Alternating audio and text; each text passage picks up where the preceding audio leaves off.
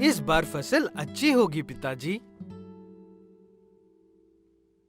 इस बार फसल को अच्छा होना ही होगा बेटा मनोहर।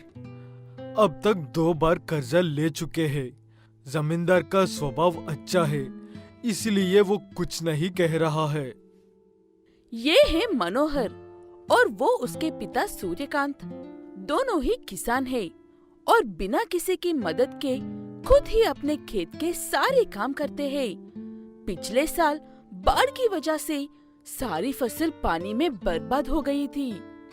इसलिए सूर्यकांत चिंता कर रहा है कि अगर इस साल भी बाढ़ में फसल खराब हो गई तो सूर्यकांत और उसके बेटे की सारी मेहनत बर्बाद हो जाएगी और वो दोनों कर्जे में डूब जाएंगे। फिर से बादल छा रहे हैं। मैं जाकर खेत में से पानी निकलने का रास्ता बनाकर आता हूँ। तब तक तुम गायों को चारा डाल दो। लगता है कहीं जा रहे हो सूर्यकांत। सब ठीक तो है ना? ऐसे अचानक से जमींदार आते ही सूर्यकांत डर जाता है, लेकिन जमींदार ऐसे ही एक पुराने दोस्त की तरह बात करने के लिए आता है। बादल छा रहे हैं खेत में, वही जा रहा था। तुम सच में बहादुर हो सूर्यकांत। पिछले साल के इतने बड़े नुकसान के बावजूद फिर से फसल उगा रहे हो। आधे से ज्यादा किसान इस साल मजदूरी ही कर रहे हैं। सूर्यकांत कहता है कि नुकसान के डर से खेती छोड़ देंगे तो बाद में खाएंगे क्या? किसी को तो जिम्मेदारी लेनी चाहिए। जमींदार सूर्यकांत की बात सुनकर खुश होकर वहाँ से चला जाता है। सूर्यकांत भी अपने औजार उठाकर खेत में चला जाता है और हर तरफ से पानी जाने के लिए रास्ते बनाता है। ऐसे सूर्यकांत और मनोहर दिन रात फसल के पीछे मेहनत करते हैं। फसल पूरी तरह से तैयार हो गई है पिताजी। हमें जल्दी ही फसल की खेती शुरू कर देनी चाहिए। हाँ बेटा, हम कल सुबह ही सारी फसल काट लेंगे और कल ही मंडी लेकर जाएंगे। इसीलिए सुबह जल्दी उठना। ऐसे कहते हुए दोनों बाप बेटे खाना खाकर सो जाते हैं। आधी रात होते ही तेज हवा के साथ जोरों की बारिश शुरू होती है। सूर्यकांत उस बारिश में भी खेत में जाने के लिए तैयार होता है।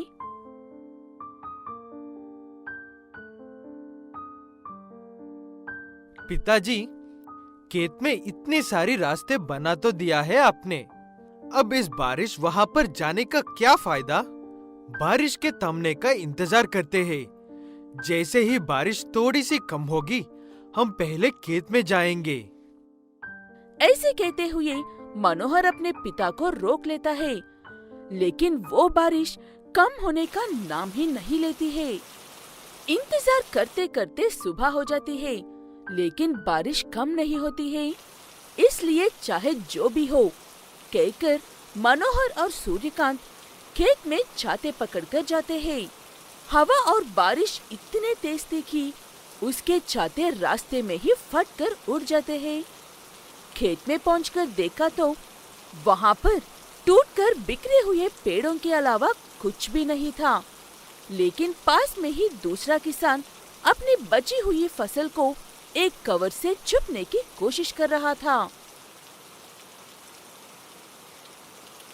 अफसोस बाद में कर लेना बेटा। यहाँ पर आओ, रंगा की मदद करते हैं पहले। ऐसे सूर्यकांत और मनोहर अपने साथी की मदद करते हैं, बची हुई फसल को उसके घर तक लेकर जाने में। शुक्रिया मेरे दोस्त। इतनी तेज बारिश में मुझे मेरा खुद का भाई भी छोड़कर चला गया था। शुक्रिया। घर सही सलामत पहुंचने के बाद कहना। ऐसे कहते हुए रंगा को उसके घर तक पहुंचा देते हैं दोनों बाप बेटे। ऐसे खुद ही घर लौट जाते हैं।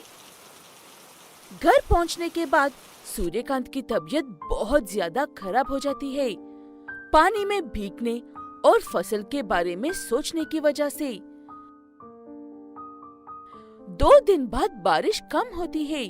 बारिश कम होते ही मनोहर जमींदार के पास नौकरी शुरू कर देता है और उस खेत को बेचकर अपने पिता का इलाज करवाता है और जमींदार का सारा कर्जा लौटा देता है।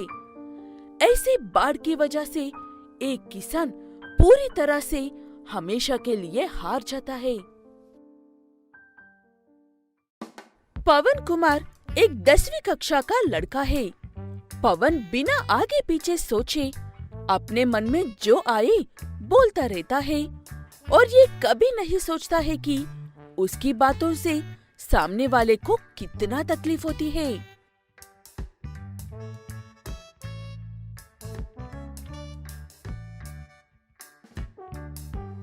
पिताजी, हमें स्कूल की तरफ से ट्रिप लेकर जा रहे हैं।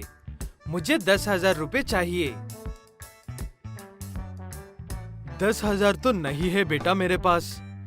किसी और दिन चले जाना ट्रिप पर। वो बात सुनकर पवन को गुस्सा आता है और वो अपने पिता से बड़ी बड़ी बातें कह देता है। ये सब हमेशा का था, लेकिन इस बार पवन के पिता अजय इस समस्या का एक हाल निकलते हैं।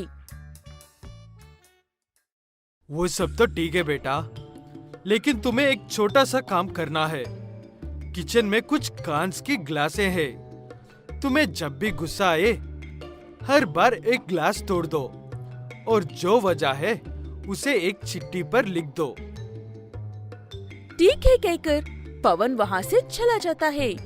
उसके बाद से अजय के घर में थोड़ी थोड़ी देर में एक ग्लास टूटते जाते हैं। ऐसे कुछ दिनों बाद पवन 10वीं क्लास कंप्लीट कर लेता है और उसके सारे कांच के ग्लास भी खत्म हो जाते हैं।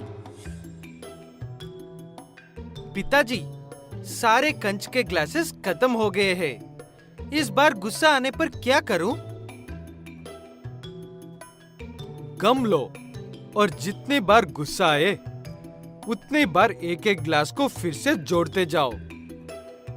अब मजाक कर रहे हो? मैं ऐसा बिल्कुल भी नहीं करने वाला हूँ। तोड़ना आसान है, लेकिन जोड़ते हुए बैठना मुझसे नहीं होगा।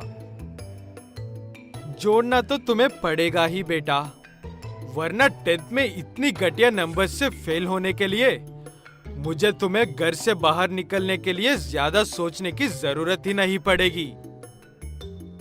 ऐसे कहते ही पवन चुपचाप वहाँ से चला जाता है और हर बार गुस्सा आने पर एक एक ग्लास जोड़ता हुआ बैठता है। कुछ दिनों बाद वो सारे टूटे हुए ग्लास भी जुड़ जाते हैं और एक दिन पवन अपने पिता के पास आकर ऐसे कहता है। अब तो वो सारे ग्लासेस भी जुड़ गए हैं। अब क्या करवाने का इरादा है आपका? टूटे हुए ग्लासेस जोड़ी है मैंने। ये कोई आसान बात नहीं है। हाँ बेटा, ये कोई आसान बात नहीं है। इसमें बहुत सब्र चाहिए होता है। इधर आओ मेरे साथ। तुम्हारे जुड़े हुए ग्लासेस में पानी भरकर देखते हैं वो कितनी मजबूत जुड़े हैं। ऐसे कहते हुए अजय अपने बेटे पवन के साथ मिलकर उन ग्लासेस में पानी भरता है, लेकिन एक ग्लास में भी ढंग से पानी नहीं रुकता है। हर ग्लास की दारों में से पानी लीक होता रहता है। वो देखकर पवन के पिता अजय उससे ऐसा कहता है। ये ग्लासेस तो जुड़ने के बाद भी किसी काम की नहीं है। कैसे ठीक किया है तुमने इसे? शायद तुमने पूरी कोशिश नहीं की थी। क्या बात कर रहे हो पिताजी आप? पता है, ये केक ग्लास को ठीक करने में मेरा पूरा दिन बीत जाता था और आप कह रहे हो कि मैंने पूरी कोशिश नहीं की? बुरा लग रहा है ना? इतनी मेहनत से काम करने पर भी कोई आपकी काम की तारीफ ना करके उल्टे बातें सुनाए तो तकलीफ होती है ना? ऐसे कहते हुए अजय अपने बेटे से कहता है कि जब वो किसी चीज की जिद करता है और अजय किसी मजबूरी की वजह से वो जिद पूरी नहीं कर पाता है। तब पवन उसे ऐसी बातें कहता है कि अजय का दिल उस कांच की ग्लास जैसे टूट जाता है। बाद में जब अजय मजबूरी में ही सही अपने बेटे की जिद पूरी करता है, तब वो एक छोटा सा सॉरी कह देता है और पवन का वो सॉरी उस दोबारा से जुड़े हुए कांच की ग्लास की दारू जैसा होता है।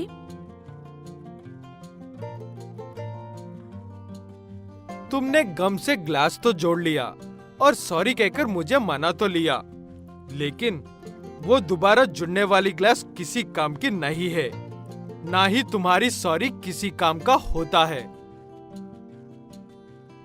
ये आखिरी बार मुझे माफ कर दो पिताजी। आज के बाद आप जो कहेंगे मैं वही करूंगा। मुझे पता नहीं था कि किसी को इतनी तेज पहुंच सकती है। अजय कहता है कि कुछ कहने या करने की जरूरत नहीं है, जैसे हो वैसे ही रहो और बात करने से पहले एक बार सोच लो कि क्या बात कर रहे हो। कहीं तुम्हारी बातों से आगे वालों को तकलीफ तो नहीं होने वाली है। तब से पवन अपने पिता की बात सुनकर अच्छे से रहने लगता है।